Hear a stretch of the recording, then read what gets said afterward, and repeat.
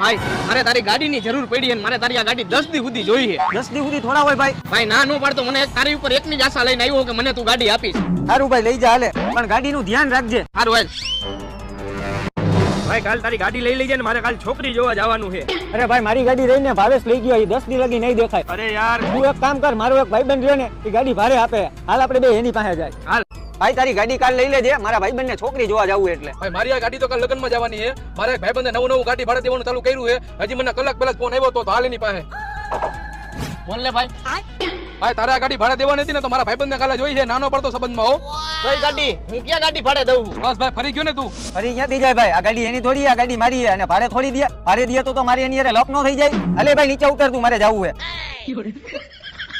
પેલા તો મને ખોટો પાડ્યો ને. એલા ભાઈ એવું નથી, હું આ ગાડી એને 10 દી સુધી માગીને લઈ આવ્યો તો ભાડે ચડાવવા, અને એમાંય તું પેલો ગ્રાહક ગાડી માલિકના ભાઈબંધને લઈને આવ્યો. અરે 10 દીની આવક કેન્સલ કરી નાખી.